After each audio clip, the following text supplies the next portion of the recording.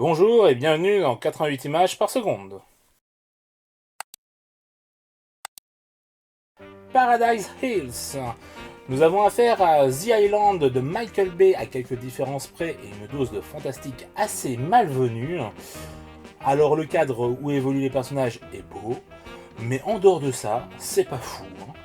Il y a Mila Jovovich en grande méchante, c'est vous dire. 5 sur 10. Le Tigre Blanc.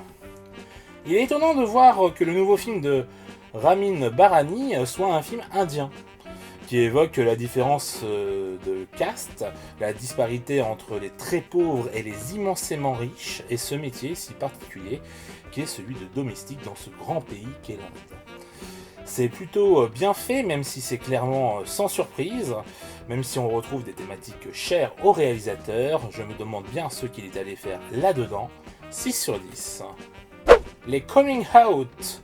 Encore une fois, le sujet du coming out est traité d'une manière très légère et ne montre pas la difficulté que ça peut être, surtout pour des femmes de cet âge et dans ce pays.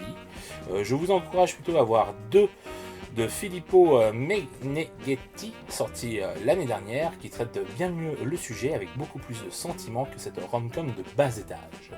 3 sur 10. The Personal History of David Copperfield. Une adaptation quelque peu surprenante de Charles Dickens. Le film est à mon goût trop pop, coloré, bon enfant. On est assez loin de ce que l'on imagine pour du Dickens. Je pense que le film ne rend pas justice au roman. Le casting est tout aussi étonnant qu'il est impressionnant.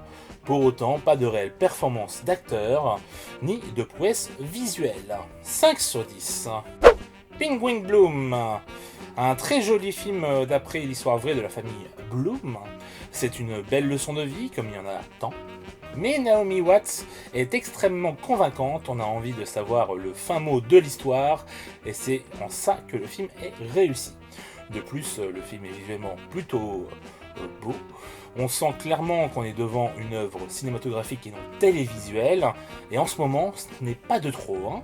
Donc 7 sur 10.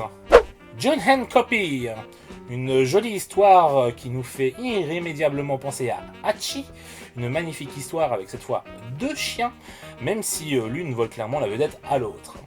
Un très bon film à voir en famille, attention aux émotifs, vous risquez de verser votre petite larme. 7 sur 10.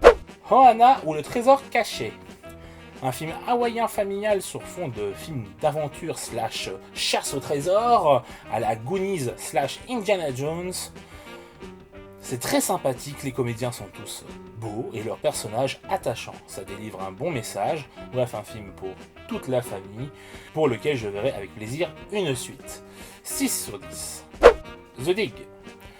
Très classique, ce biopic sur un archéologue récemment reconnu à sa juste valeur est très authentique, que ce soit par sa mise en scène, le jeu des comédiens, les rapports humains.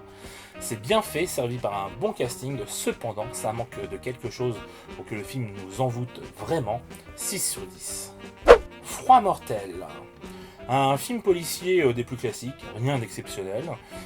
Tout est cousu de fil blanc, pour autant l'image est travaillée et le film arrive tout de même à nous garder jusqu'au bout avec lui, même si la fin n'a rien de satisfaisante à mes yeux. Si vous n'avez rien de mieux, pourquoi pas, encore que je ne vous le recommande pas particulièrement, donc 4 sur 10. Voilà, c'est tout pour les films de ces 2 semaines. Oui, et le chiffre 2 était important pour cette émission.